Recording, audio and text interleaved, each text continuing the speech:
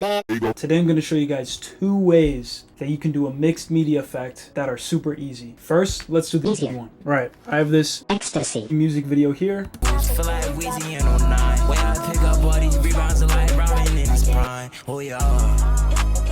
just set our differences aside, cause this is not the time. I feel like I've been locked inside a cell, we usually on 9. Alright, let's say we want to take this concert footage here from our show in March and make this a mixed media sequence. This is the easy version of the technique. I'm going to go to our mixed media pack and I'm going to take grain number 3, drag it in here. Then I'm going to turn on the screen blend mode. You can see a pretty good mixed media look here already. Then what I'm going to do is you'll notice in the overlay that every 3 frames are the same. So I'm going to emulate that posterized kind of stop motion effect here.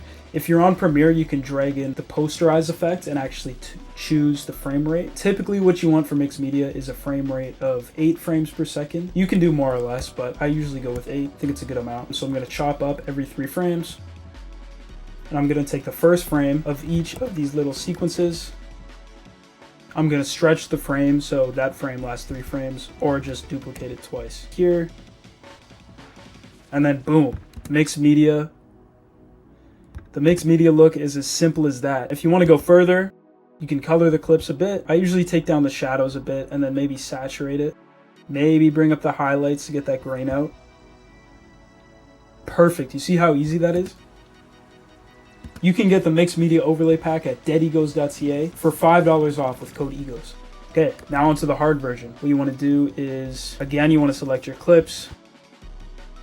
Once you have your clips, you want to create a project in the editing software of your choice that is 2550 by 3300. This recreates the 8.5 by 11 inch standard paper size.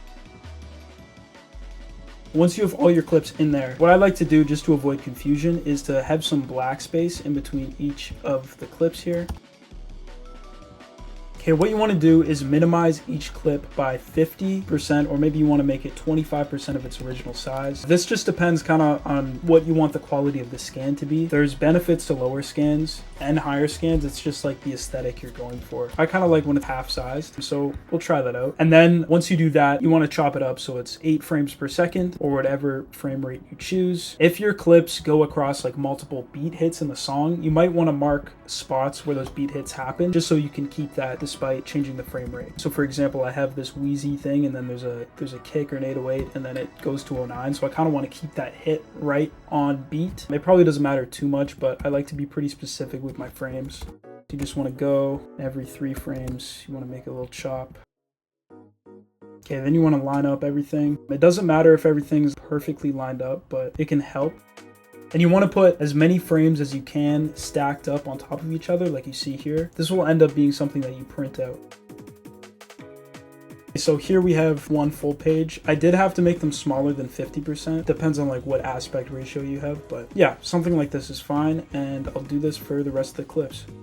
Here you can see I took all the clips, separated them, made them all 8 frames per second, and then lined them up on this A4 paper sized project. So now the next move is I'm going to export every single one of these stacked frames as PNGs, and then I'm going to print them out, and then I'm going to rescan them and put them back in the project. I will see you then.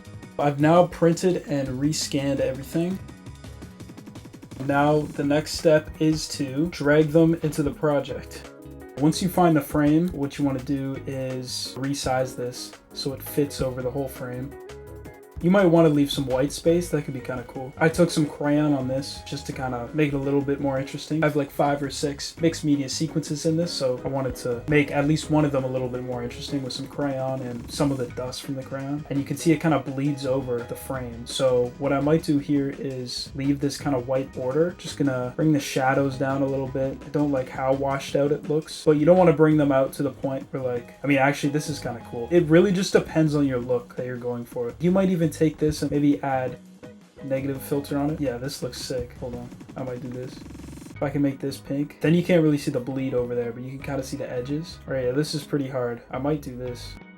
You want to mess with the saturation. It doesn't have to match exactly with what the original frame looks like, but I just don't like how washed out they look when you first scan them. You might like that look. I don't know, it can be kind of cool. I'm gonna work with this, I think. Then what you want to do is extend that to 3 frames. Then you want to find the next frame. Damn, do I leave like a little bit down there? That could be cool too. I don't know what the move is here, to be honest. Yeah, you want to kind of line it up. I do like the frame kind of moving as well. Just gives it more of that authentic DIY look. Now you have this sequence. This was the original. I'll mess around with this to see if I like the coloring or not. I might just make it normal. For the next one, I'm gonna just make it normal. Yeah, just bring the shadows down a bit. The highlights up a bit, saturate it. I think I like the white frame. I think I'll keep that.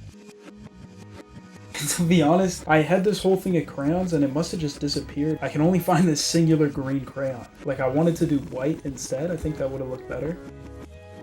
We shot this backstage at the deadegos show in Toronto where xtsy headlined. You're just backstage and he was like, yo, let's shoot a video. And then I combined it with a bunch of the footage of the show from my guy John, DCO, DL, Ben, and Damien. Ben did some VFX on this and so did Toydsy and DCO. Shout out to them. Fire.